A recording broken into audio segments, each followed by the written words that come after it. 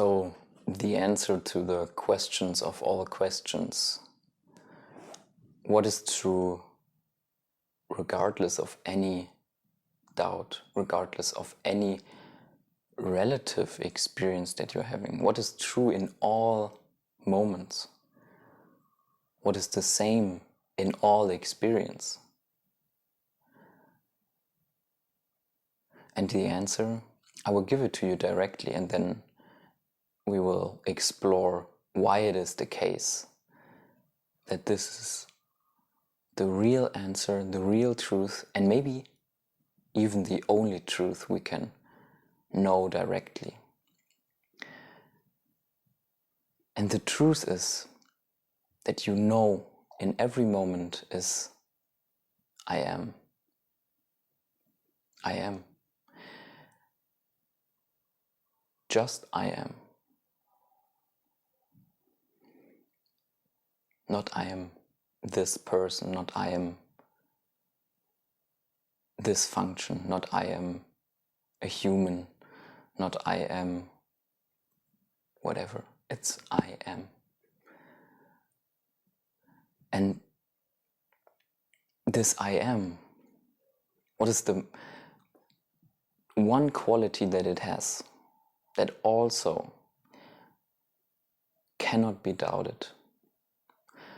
Or you could say, what is the one description that this I am needs to be completely clear to you what it means to be I am? And that is, I am is consciousness. I am conscious. I am being. Not I am conscious of myself being a human. That would be pushing the answer again into some relative truth. But it's this consciousness independent of any content, because it is the basis of all content. And that is the point you arrive at when you ask these questions that we started with. If you ask, what is the same in all of my experience, in all of my different senses?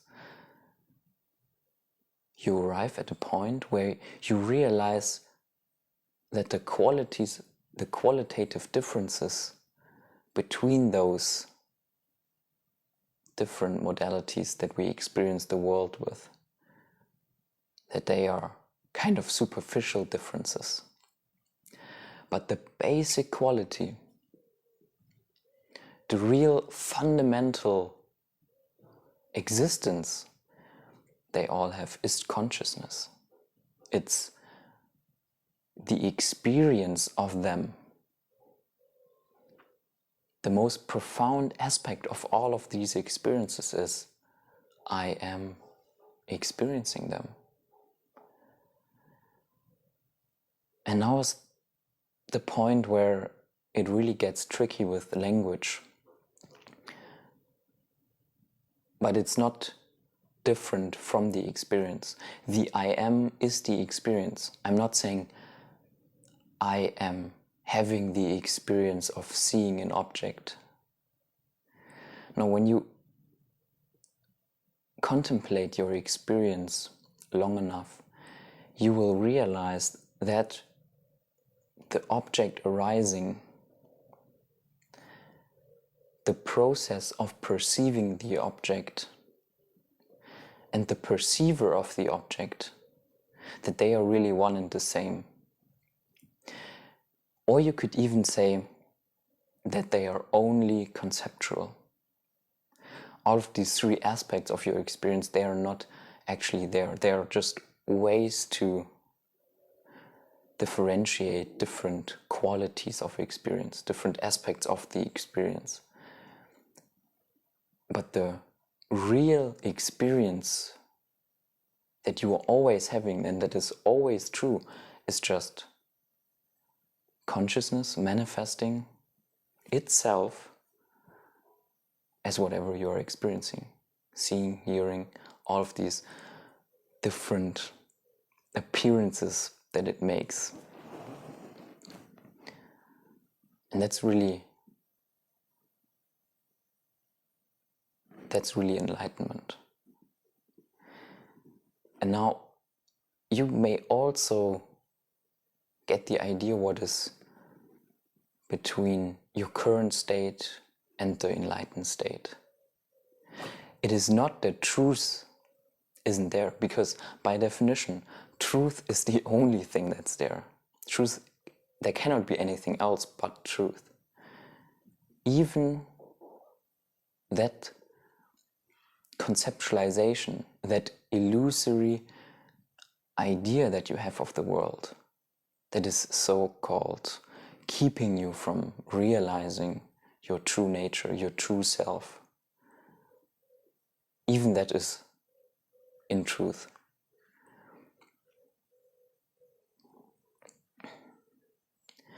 But that's the thing that's keeping you from clearly seeing, clearly experiencing the world as it truly is, as I am consciousness, that this is the only truth, and that this is everything, and that this is actually also the only thing.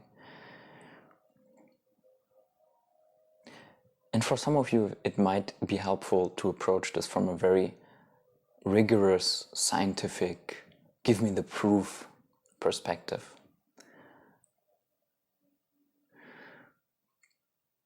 Because what would you have to do to prove this theory right or to prove it wrong? Actually, there is only the possibility to falsify this statement. The statement, I am consciousness, is the only truth there is, and everything else is, you could say, relative truth, or even more directly, that it's not truth, false. The only way to falsify that would be to show you in your, there it already starts, in your experience, something that is not consciousness, that is not arising for you as a conscious experience. The whole worldview that you currently believe in, that there is some external reality that's apart from you, you can never prove it. You can not falsify this because it's true, it's unfalsifiable. Try to think of something that you could experience as a proof that there is something outside of your consciousness. Nothing exists outside of consciousness, and that is the reason why only truth exists.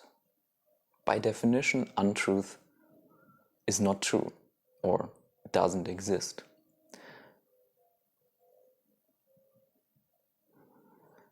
And when you now say there is this whole universe out there, and there's this, not even in space but also in time, there was all this past, and I'm just a small human experiencing just a short sliver of time in a tiny space of this whole vast universe. There's all this other stuff out there, science has proven it, other galaxies, the universe is how many billion years old. Yes, realize how that is a concept that is arising where? In consciousness, in your consciousness. And it is nothing other than this conceptual understanding of how to explain the way things behave, or where they came from. But reality doesn't need that. It arises as it is in every moment as pure consciousness. So that is something to contemplate, I guess. That's some bitter pill probably to swallow for many people. It was for me in the beginning. It's very hard truth. If you experience that it is actually so, it can be a shocking experience, but we are here for truth, so we are interested in the truth regardless of whether that makes us feel good or not. So yeah, that's the point of this whole inquiry, to arrive at truth. And maybe now think about the answer that you came up with, how much it matches with this. Or maybe if you even still believe that your answer to what is absolutely true for you is different. And ask yourself, how is that different from the answer you heard right now? How is it qualitatively different? Can you falsify your answer? Because this truth, I am consciousness, that this is all, and the truth of everything, that it cannot be falsified. Compare that maybe to your answer. How your answer could be falsified in one instance where you find something that is not supporting your truth.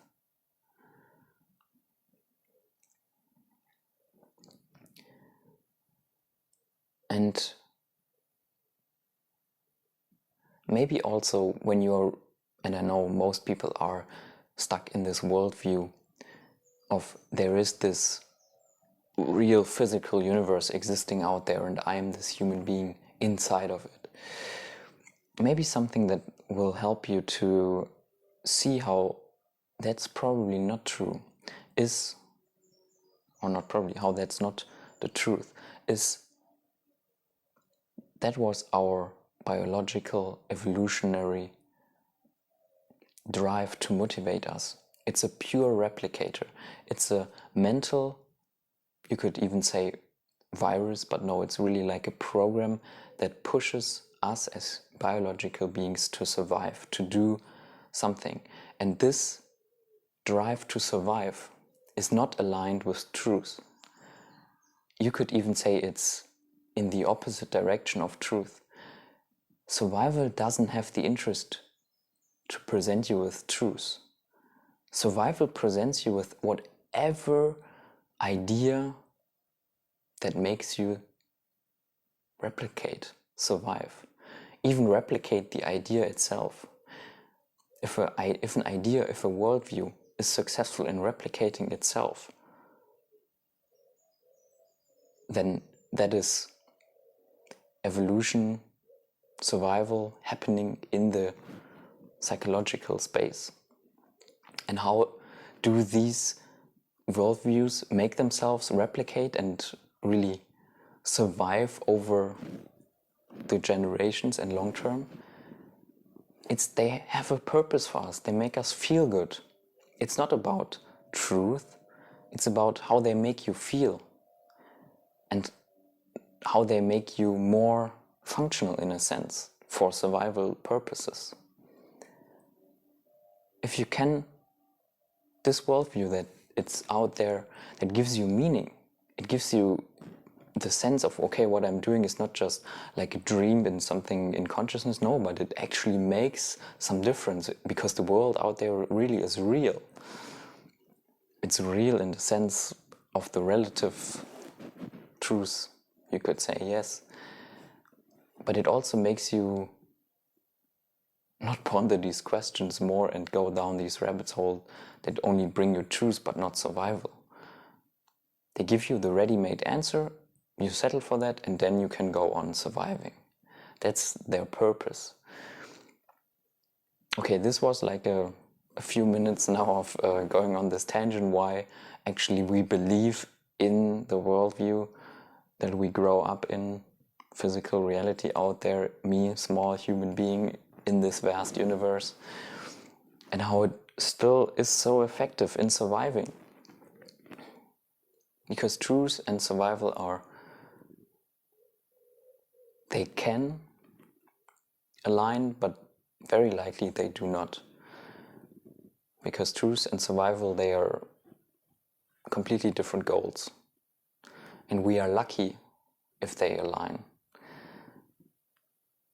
But in most cases they don't. So, yeah, to wrap this up, and if this hasn't been like really believably clear to you, if you are still doubting that the one and only truth is I am consciousness, then contemplate this further and see how it really is impossible to find something that is true beyond this statement. If you really believe in materialism, in some physical object, try to prove it to yourself that it exists independent of consciousness. Or if you can only find evidence for materialistically behaving experiences within your conscious experience, within your conscious I amness. See if you can find something that's more fundamental than I am consciousness.